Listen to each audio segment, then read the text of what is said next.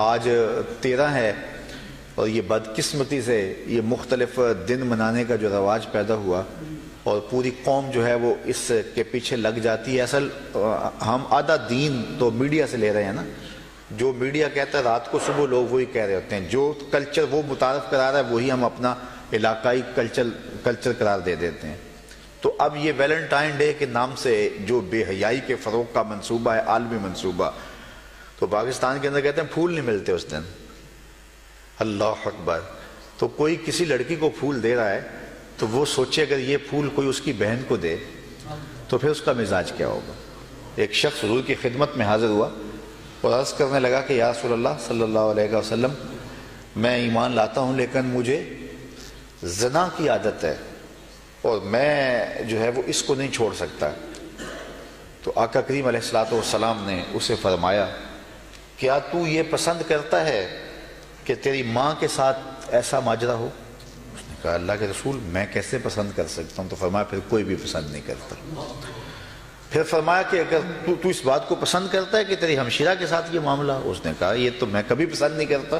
تو کہا پھر کوئی بھی اپنی ہمشیرہ کے ساتھ ایسا ماجرا پسند نہیں کرتا. پھر حضور نے بیٹی کے بارے میں کہا، بیوی کے بارے میں کہا. تو اس نے کہا کہ یا رسول اللہ میں سچی توبہ کرتا ہوں. تو انسان جب جذبات سے مغلوب ہوتا ہے اور سوچتا ہے، بالخصوص نوجوان کہتا ہے کہ یہ خام خواہ ممبر و محراب کی طرف سے پابندیاں لگتی ہیں، زندگی کو انجوائے کرنا چاہیے، یہ ہمیں کیوں جو ہے وہ ان مشقتوں میں ڈال رہا ہے. تو حضور نے کتنی حکمت کے ساتھ جو ہے وہ اس بات کو سمجھایا. تو ادھر سوچنا چاہیے کہ یہ ماجرا ادھر بھی ہو سکتا ہے، لیکن جب حیا باختہ معاشرہ ہو جائے تو پھر وہ اس کو بھی قبول کر لیتا ہے. اذا فات الحیا فاصنع ما شئت. جب حیا نہ رہے تو بندہ کہتا ہے ٹھیک ہے میں بھی اس کو قبول کرتا ہوں. تو ایسے بھی معاشرے ترتیب پا گئے دنیا کے اندر. تو ہمارا معاشرہ حیا کا معاشرہ ہے. اسلام کا اگر مجھے آپ دوسرا نام پوچھیں کہ اسلام کا دوسرا نام کیا ہے، تو اسلام کا دوسرا نام دین حیا ہے. تو اسلام، ہر دین کی ایک شناخت ہوتی ہے، ہر دین کی ایک پہچان ہوتی ہے. اسلام کی پہچان حیا ہے، اور حیا ختم ہو جائے تو پھر کچھ بھی نہیں بچتا. حضور مدینے کے بازار سے گزر رہے تھے اور ایک شخص اپنے بھائی کو حیا کے بارے میں واز کر رہا تھا. تو حضور نے فرمایا داہو فإن الحیا من الایمان. حضور فرمایا چھوڑ دے اس کو، واز کرنے کی ضرورت نہیں، حیا تو ویسے ایمان سے ہے. جب ایمان ہوگا تو حیا خود بخود ہوگا، اور جب حیا نہیں ہے، حیا چھن گیا تو سمجھو کہ ایمان کی کمزوری آ گئی. تو لازمہ ایمان ہے حیا. جب ایمان ہوگا تو اس کا نتیجہ حیا کی صورت میں ضرور برآمد ہوگا. تو اپنے ایمان کو پرکھنا ہو کہ میرے اندر ایمان کا لیول کیا ہے، تو آپ دیکھ لیں کہ میرے اندر حیا کیا ہے.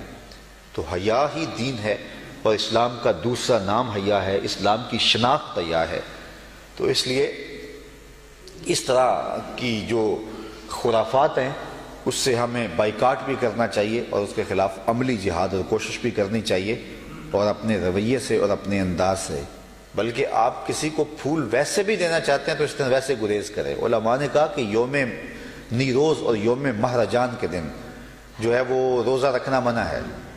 حالانکہ روزہ تو کسی دن بھی رکھا جا سکتا ہے، لیکن یہ پارسیوں کی عید کے دن ہے، تو کہیں مشابہت نہ ہو جائے، کوئی یہ نہ سمجھے کہ ان کی عید کی تعظیم کے لیے جو ہے یہ روزہ رکھا گیا ہے، تو اس دن نہ رکھو.